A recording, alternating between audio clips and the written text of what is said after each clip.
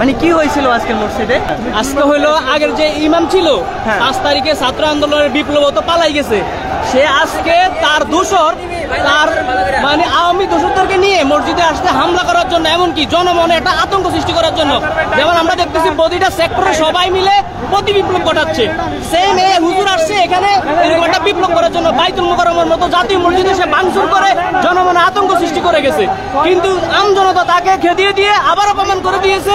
এই মসজিদ কোনো সরকারি মসজিদ না, এই মসজিদ আমজনতার মসজিদ। এখানে হকের কথা হবে, এখানে কোনো পরিবারতন্ত্রের কথা চলবে না। আগে যে রুহুল আমিন হুজুর ছিল সাবেক বাইতুল মুকাররমে, যে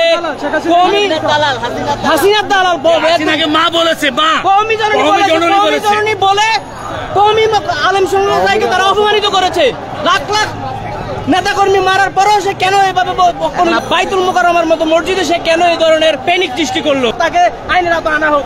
ধন্যবাদ। দর্শক, শুনছিলাম একজন মুসল্লির কথা মূলত বাইতুল মুকাররমের জুমার নামাজের শেষে মুসল্লিরা একটি বিক্ষোভ মিছিল বের করেছেন।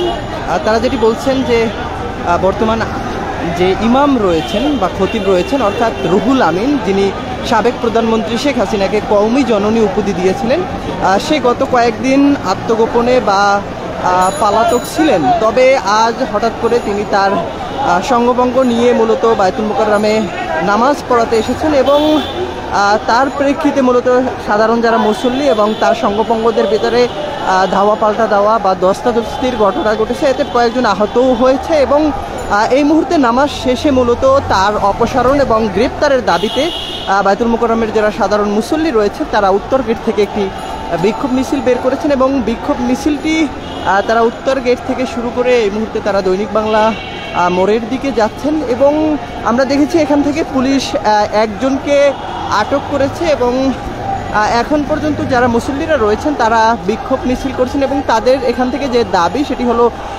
বাইতুল মুকাররমের যে খতিব রুহুল আমিন তাকে যাতে করে আটক করা হয় এবং পাশাপাশি তাকে বিচারের সম্মুখীন করা হয়। সর্বোচ্চ শাস্তি দাবি করে আগামী দিনে তৈরি মুসলিম জনতাকে ঐক্যবদ্ধ করে যেই কোনো ধরনের ষড়যন্ত্র মোকাবিলা করতে আপনারা রাজি?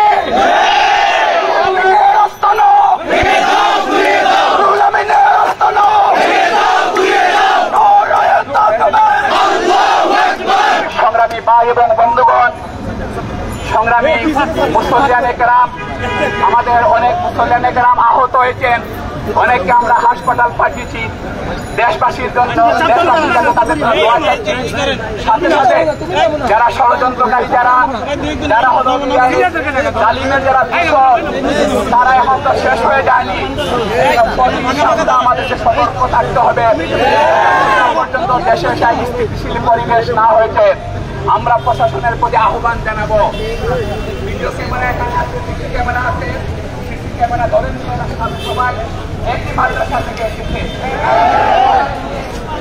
ভাড়া করে তাদেরকে নিয়ে আসা হয়েছে, ছাড়া কিছুই না।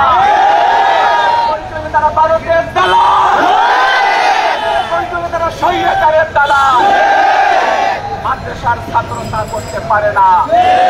মুসল্লিদের রক্তে রঞ্জিত হয়েছে জাতীয় মসজিদ বাইতুল মুকাররম, মানুষের হৃদয়ে রক্তকরণ হচ্ছে। আজকে মুসলমানদের তাদেরকে প্রতিহত করেছে, তাদের নাম নিশানে বাংলার জমিনে থাকবে না।